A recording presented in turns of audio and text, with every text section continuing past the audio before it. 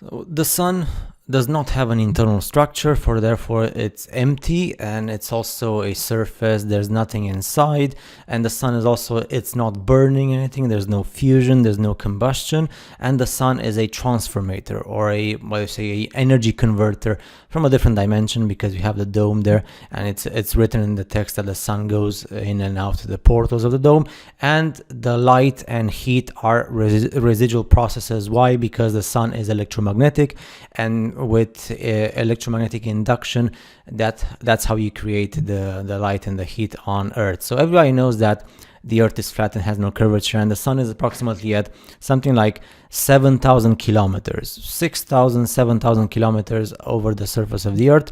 Everybody knows that the sun is not a ball of fire at 150 million kilometers in space, surrounded by aliens and all those sorts of things, which we see in 3D CGI stuff.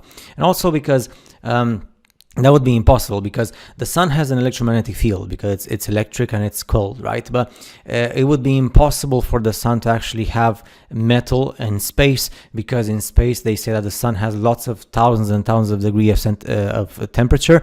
So metal, if you have metal at 1000 degrees Celsius, metal burns and it loses all the properties of being electromagnetic. So if you don't have metal, it's impossible to have a electromagnetic field. Therefore, it's impossible for the sun to be burning out in space. Also, it's impossible for the sun to be a burning ball in space with lots of thousands of temperatures of degrees in temperature, because you need three elements for having combustion. So you need fuel, you need a temperature to start ignition, and you need oxygen. And everybody knows that in space, if space were real, it's impossible to have atmosphere and oxygen. Therefore, you cannot have combustion. Therefore, you cannot have a ball of fire that attracts everything, because of the electromagnetic field and the gravity as well. So of course we all know, because we have been given the information, and we have the texts, and we have everything, and we have the instinct and the observation. And what happens with Antarctica, we live under a dome, so we've seen that. Even the movies and everything else, they show that to us.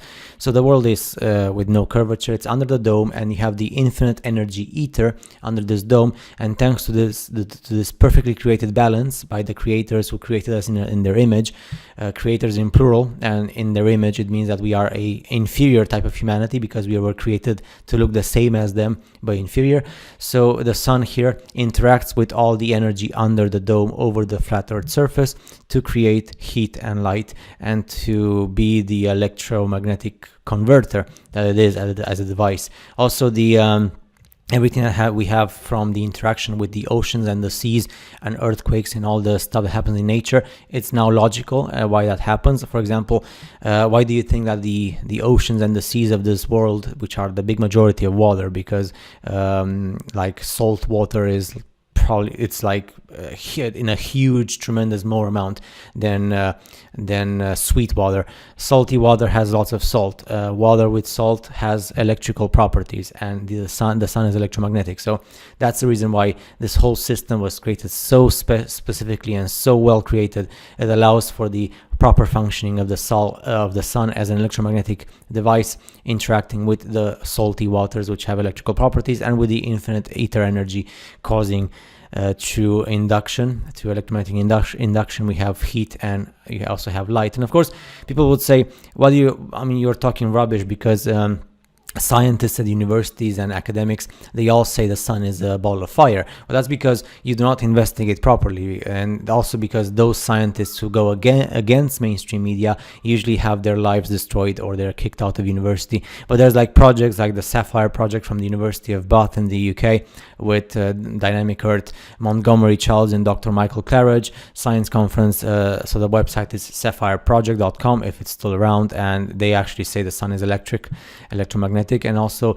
you had Donald E. Scott, physicians of great name, who are actual physicians, and they go against the mainstream media. And then you have Eric Dollard, who also came to be, his academic life was destroyed, and he was kicked out of university, and his lab was destroyed, because he proved what Nikola Tesla proved as well, another before him, that the sun is electromagnetic, and there's no such thing as 150 million kilometers in space with a ball of fire, blah blah blah. And of course, once you once you say those things, then everything is affected. The energy is affected, the infinite energy now, the renewable energies, and your mindset and the way you see the world. Of course, everything would change. If this would be given as official information in all places, then of course you would have to change all history books and all academic books and all the information you learn in the universities, and people would not be able to live with that. And of course, if you dare to say something against mainstream media, then people, they just make you crazy, and they just point you with a finger and they laugh at you, and your life is destroyed. So you have to understand people who do not want to destroy their lives, both emotionally and professionally and sentimentally, because it's not just your job, which gives you lots of money at university or at the company you're working for, but then of course you can't go on a date anymore, because if you're a guy, girls don't like you, and if you're a girl, guys don't like you for saying that stuff. And also you have problems with all the stuff with energy, because if you say that energy is infinite and free, then it's not in the interest of those who make lots of money with this energy. So up until this point, I guess on YouTube it's still okay to speak about these things, as long as you just speak for your regarding your own opinion. I'm not sure if that's going to be the case in 5 or 10 years time, or who knows.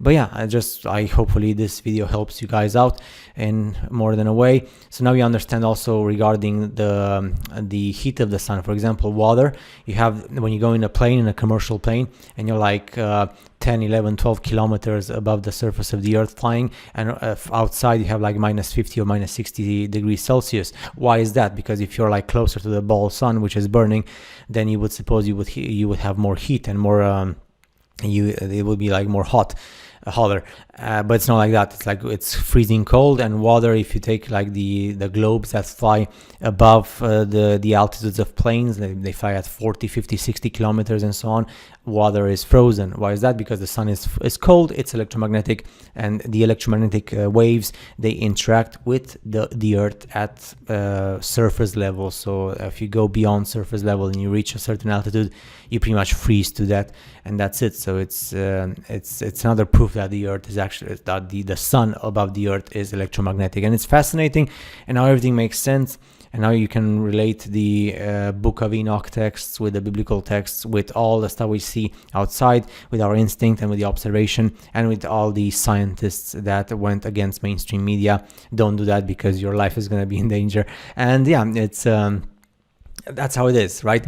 Unfortunately for us, we're still gonna get lots of hate, because that's how humanity works. Humanity doesn't like, the big majority of humanity, does not like the truth. And the truth, actually, they do say that the truth, if you say the truth, you're gonna be hated, because that's how we work. It's sad. I wish we could have a different type of organization and leadership and functioning as a humanity, but that's the way it is. And the only thing we can do is investigate for ourselves and arrive to the conclusions. Now hopefully this space here on YouTube is going to help you guys feel more secure, or more with more skill and knowledge to comment and let me know what you think. So at least now we know that sorry, excuse me, I had because I'm speaking so many minutes in a row.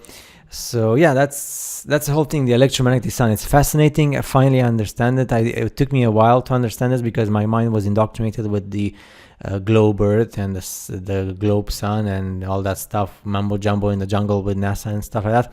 But finally I understand it, and finally everything comes into place like a puzzle, which is fascinating indeed. And I'll see you guys in the next video with more interesting information. Take care.